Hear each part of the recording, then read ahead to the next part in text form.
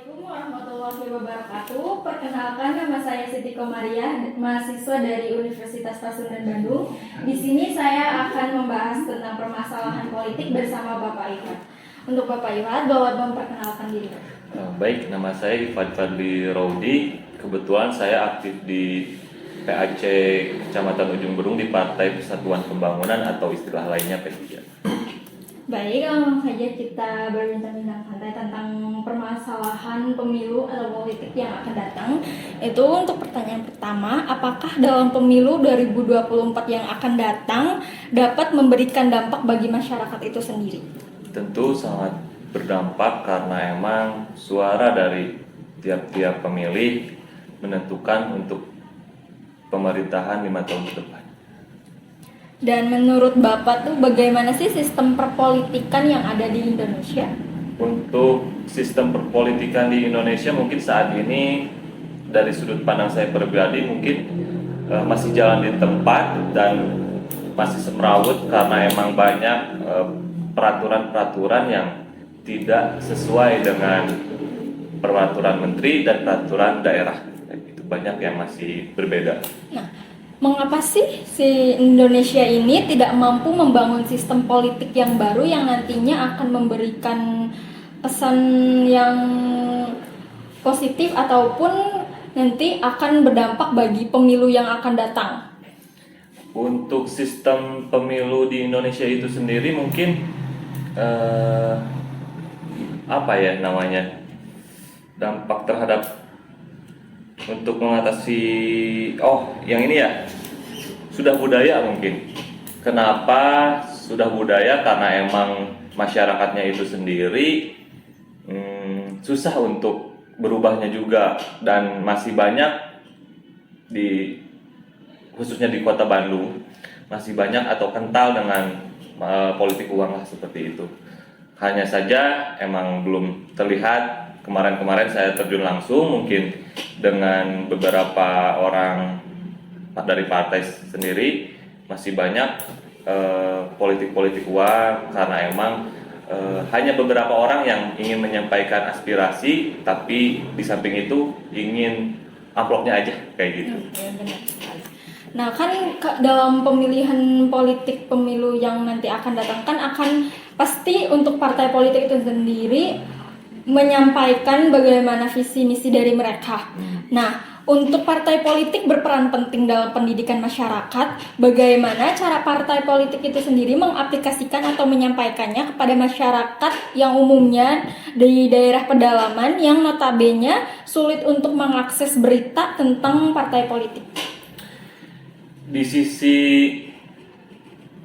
media mungkin harus ada pergerakan juga dari partai politik itu sendiri untuk bisa atau mau terjun langsung kepada masyarakat, khususnya di daerah pedalaman yang kurang terjamah oleh internet ataupun media televisi kayak gitu. Jadi harus terjun langsung intinya dan memfasilitasi apa yang dibutuhkan oleh masyarakat.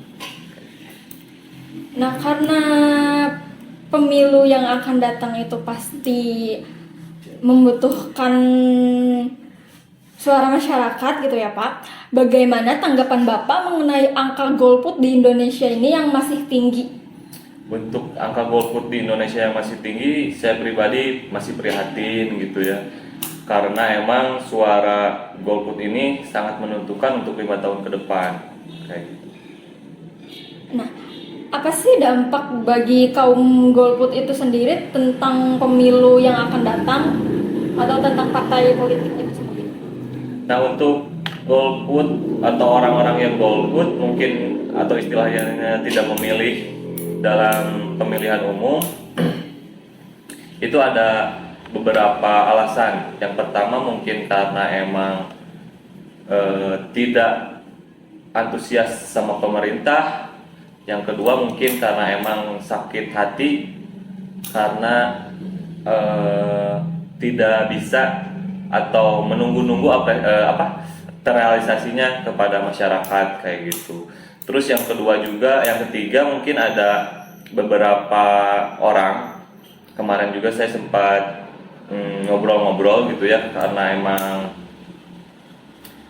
golput itu adalah sebuah pilihan untuk teman-teman juga, untuk rekan-rekan kayak siapa namanya? Siti Komaria. Siti Komaria. Jangan sampai golput lah istilahnya, karena emang golput itu bisa disalahgunakan oleh orang-orang yang apa ya istilahnya. Jadi kayak misalkan nih ya, contoh Siti golput nih, jadi suara Siti bisa dipakai sama orang yang ada di TPS-nya kayak gitu, dicoblosin kayak gitu sih. Mending datang aja ke TPS, walaupun mau golput, coblos aja semuanya kayak gitu. Dan itu mah hak dari setiap orang sih kayak gitu.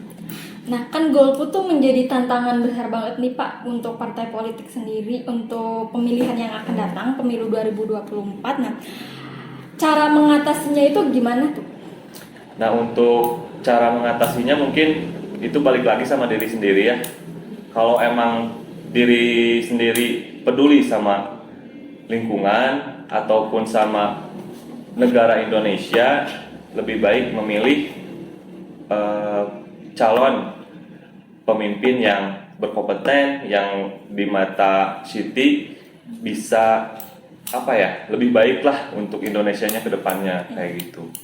Nah, untuk pesan Bapak untuk pemilihan 2024 itu gimana? Pesan untuk masyarakat ataupun kaum muda? Kaum muda.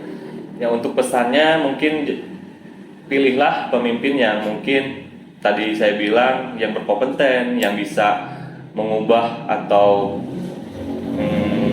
meneruskan dari pimpinan-pimpinan yang sebelumnya, karena emang anak muda adalah calon pemimpin untuk masa depan. Nggak mungkin kan orang tua mulu yang memimpin. Jadi Siti juga insya Allah mungkin kedepannya kan siapa tahu bisa menjadi wali kota mungkin, ataupun bupati gitu kan. Iya kayak gitu, karena emang karena pemuda-pemuda zaman sekarang harus melek lah sama politik, jangan sampai golput istilahnya kayak gitu, jangan sampai golput, karena emang politik itu sebenarnya bersih gitu ya, suci, dan karena emang banyak oknum yang merusaknya, jadi politik itu kayak kotor dan sebagainya.